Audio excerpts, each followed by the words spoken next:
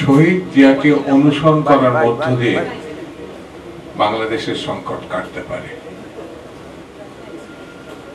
শেখ মুজিব বাংলাদেশের চতুর্থ সংসদের মধ্য দিয়ে এক দল প্রতিষ্ঠা করেছিল, সকল দল ব্যান করেছিল, এমনকি আওয়ামী লীগকে বাতিল করেছিল। যার সময় দুর্ভিক্ষে লক্ষ লক্ষ মানুষ মৃত্যুবরণ করেছে এই দেশে। তিনি সকল সংবাদপত্র 4টি বাদে সব বাতিল করেছেন। সেখান থেকে ফিরিয়ে এনেছিলেন আধুনিক বাংলাদেশে রূপান্তরিত, গণতান্ত্রিক বাংলাদেশে রূপান্তরিত করেছিলেন। সকল দলকে রাজনীতি করার অনুমতি দিয়েছিলেন, সকল সংবাদপত্র পূর্ণ প্রকাশ করেছেন শহীদ জিয়া রহমান। শহীদ জিয়া রহমান 79-এ পার্লামেন্টে নির্বাচন করে নির্বাচিত সরকার প্রতিষ্ঠা করেছিলেন। আজকে যে জায়গাটায় প্রায় 10 মাস হতে চলল গণ অভ্যুত্থানে, স্বৈরতন্ত্রের পতন হলো, আমরা এখনো গণতান্ত্রিক বাংলাদেশ নির্বাচনের জন্য যে পদক্ষেপ সেটা নিতে পারিনি। সেটা হচ্ছে সাধারণ নির্বাচন অনুষ্ঠিত করা সম্ভব হয়। সংস্কারের নামে শেখ হাসিনার মতো উন্নয়নের সবক শোনাচ্ছে এই সরকার আমাদেরকে। যতদিন নির্বাচিত সরকার প্রতিষ্ঠা করা সম্ভব না হবে, ততদিন ফ্যাসিবাদকে কাপন করা চূড়ান্ত করা যাবে না। বিশ্বমানের থার্মিক্স রড, সালাম স্টিল থার্মিক্স, দেশের একমাত্র থার্মিক্স রড।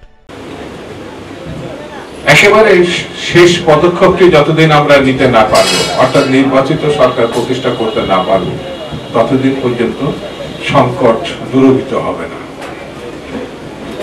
পার্শ্ববর্তী দেশ ভারত, যাকে স্বৈরতান্ত্রিক ব্যবস্থার মূর্ত প্রতীক শেখ হাসিনাকে জায়গা দিয়েছে, সেই দেশ আমাদের বিরুদ্ধে লাগাতার অপপ্রচার করছে। সেই দেশকে রুখতে হলে নির্বাচিত সরকার দরকার, এছাড়া কোনো পথ নেই।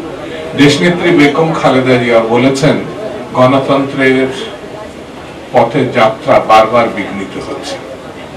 আমাদের অ্যাক্টিং চেয়ারপারসন জনাব তারেক রহমান বলেছেন, নির্বাচনের কোনো বিকল্প নাই, নির্বাচন ছাড়া গণতন্ত্রের উত্তরণ করা যাবে না। আজকে শহীদ জিয়ার 44তম শাহাদত বার্ষিকীতে শুধু আমার একটি কথা, এই সরকারের সঙ্গে আমরা আছি, বিএনপি আছে, কিন্তু সরকার যেন বিভ্রান্ত না হয়, ভুল পথে না যায়, সেই জন্য আমরা তাকে স্বাভাবিক গ্রহণযোগ্য পথে আনার জন্য সমালোচনা করি। এই সরকারকে অবশ্যই জনগণের পক্ষে থাকতে হবে, দেশের পক্ষে থাকতে হবে, গণতন্ত্রের পক্ষে থাকতে হবে, স্বাধীনতার পক্ষে থাকতে হবে।